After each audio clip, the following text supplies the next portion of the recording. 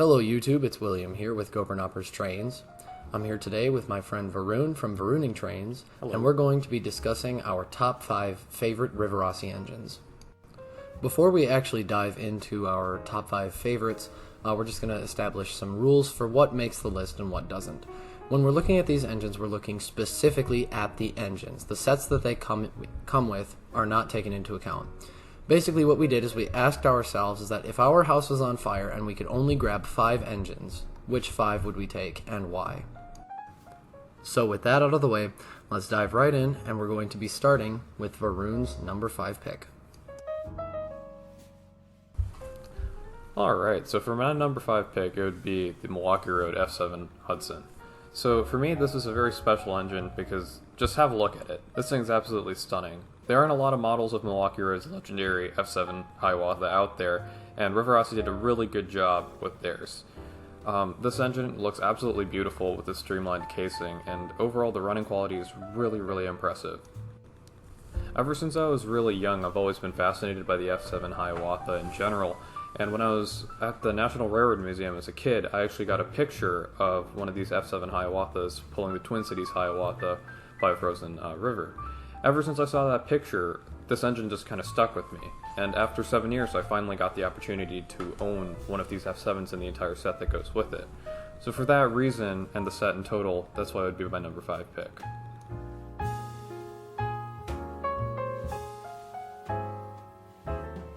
Alright, so for my number 5 pick, I decided that the Union Pacific Greyhound Challenger that Rivarossi produced would make the number 5 spot on my list.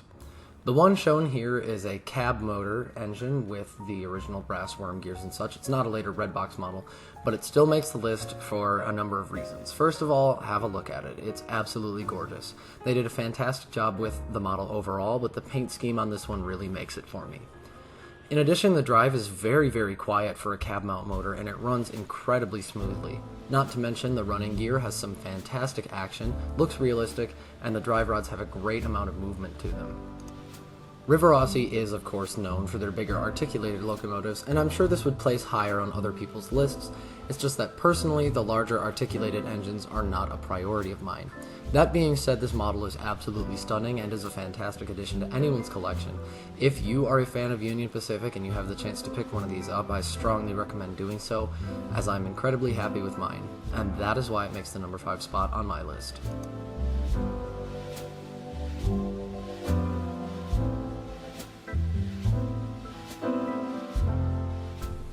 My number 4th pick would be my personal 3423 Happy Pacific.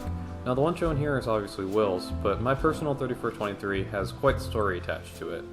It was actually my first Rivarossi engine. I bought that engine back in 2012 with my dad at the Mad City Train Show, and I was just fascinated by it. It was my first really big steam engine, and just the overall presence of the engine was really impressive to a younger me. Even years later, it still looks absolutely fantastic. My 3423 is certainly not without its troubles, though.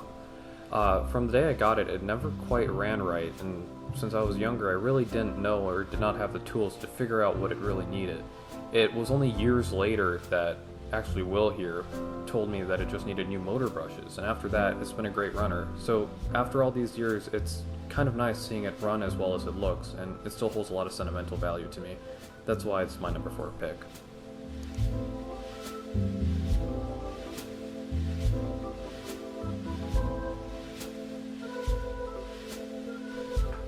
Alright, so for my number 4th, we're taking a look at my dark green standard drive Crescent Limited.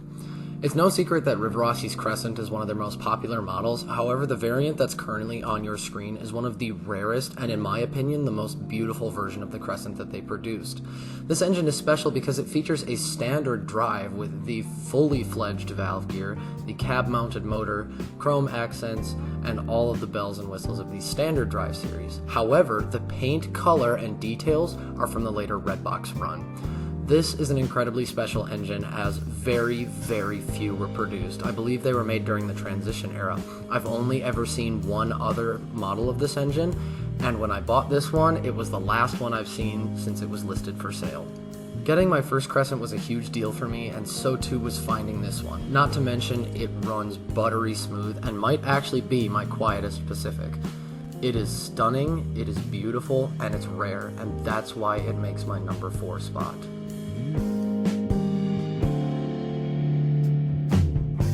It's no secret that I really like Pacifics, and my list is never complete without mentioning one of their most beautiful Pacifics, the Alton Limited. The Alton Limited is very unique in Rivarossi's lineup, as it's based off of the standard USRA Heavy Pacific mold, but it has a lot of unique things to it, such as the boiler grate and the bell that they put on it. Not to mention the paint scheme on this guy is just absolutely beautiful, and finding C and A stuff in HO scale is really hard. Rivarossi's model not only looks the part, but also runs really well. My personal Alton is a red box drive, except all of them generally run extremely well.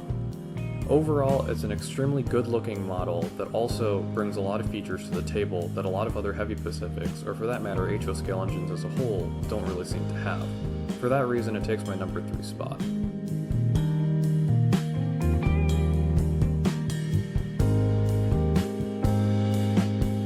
So for my third pick, no list on Rivarossi's best and greatest models would be complete without mentioning their Dreyfuss Hudson. Not only is it one of their best selling and best looking locomotives, but it's really one of the only accessible models of the Dreyfuss for someone on a limited budget like myself.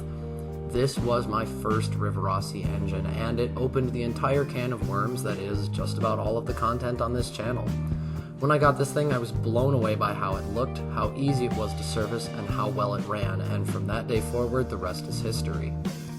Sentimental value aside, while the Skull and Driver version is much rarer than this model, I have to say I like the look of the Standard better. The entire package is just put together so well, and given the historical pedigree and practicality of this design, it really does have to make the list of greatest engines, and that's why it makes my number 3 spot.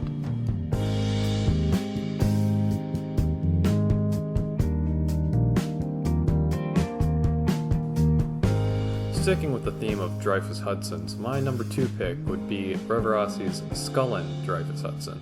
Now, the reason why I like the Scullin Dreyfuss Hudson just a little bit more than the regular Dreyfuss is because, exactly for that reason, the drivers. In my mind, the most iconic Dreyfuss out there is the one with the Scullin wheels, and even though they weren't as practical in service as they look in the model, they still kind of set this model apart from all of the other Rivarossis that I've had previously on my list. Not to mention, I've been looking for one of these for a very long time, and the day that I finally got them, I was enthralled to finally be in possession of such an item. The red box version that I have also runs extremely well, probably making it one of my best running red box engines out there. For those reasons, and just the fact that it's such an iconic design coupled with Rivarossi's unique touch on the tender, cements it in number 2.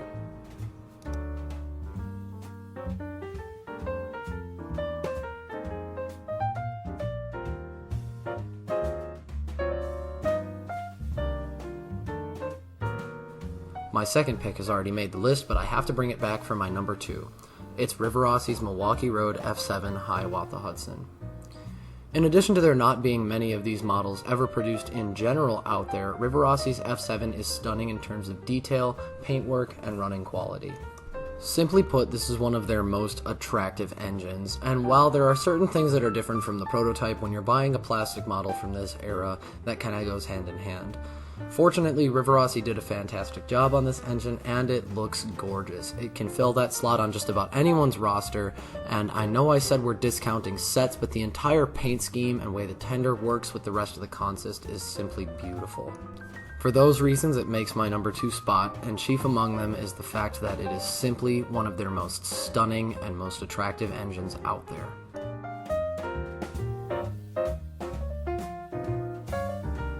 My number 1 choice definitely may not come as a surprise to a lot of you who know me, but it would be without a doubt Southern Railroad's PS4. Everything about this model, from the fact that Rivarossi actually put detail into the feed water heater and all of the connecting pipes, to just the southern green and the way that the lettering is applied, just screams about how special this engine is. The preface of this video was, if your house is on fire, what engines would you grab? This would be the very first engine.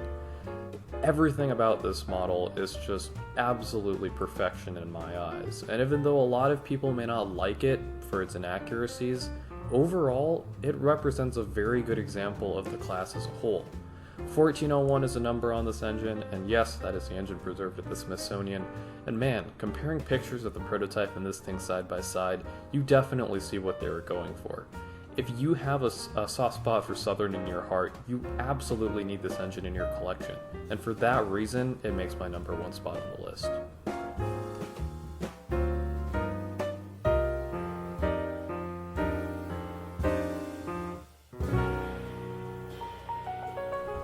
My number 1 pick might be surprising to a lot of people, but it has to be the New York Central's Empire State Express 464 Hudson.